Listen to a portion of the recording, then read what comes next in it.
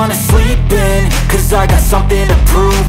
Sejak peletakan batu pertama pada tanggal 12 Agustus 2014, rel sepanjang 71 km yang dibuka secara bertahap sekitar bulan Oktober 2022 ini merupakan proyek infrastruktur perkeretaapian pertama di Indonesia Timur.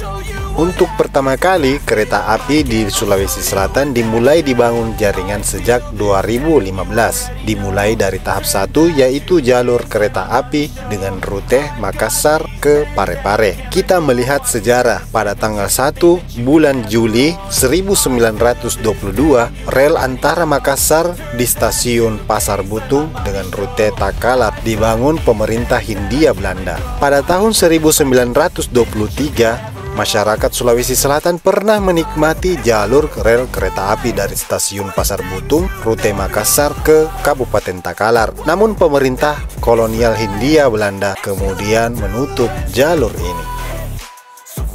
Setelah penantian panjang selama hampir 1 abad, akhirnya masyarakat Sulawesi kembali dapat menikmati transportasi kereta api.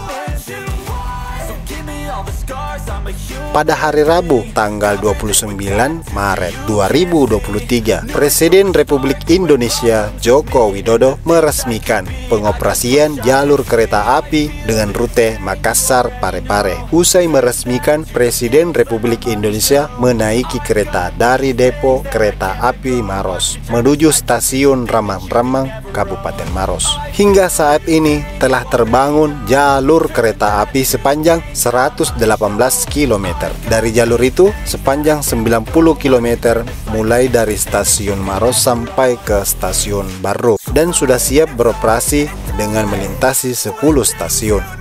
Kereta ini mampu melaju hingga 90 km per jam sehingga memangkas waktu tempuh dari Makassar menuju ke Parepare yang semula 3 jam menjadi 1,5 jam saja. Rencananya kereta ini akan dioperasikan 8 perjalanan per hari. Ya, mungkin cukup sampai di sini penjelasan singkat dari saya, dan ikuti updatean terbaru dari channel ini. Jangan lupa like, share, dan subscribe. Salam Rimba Adventure.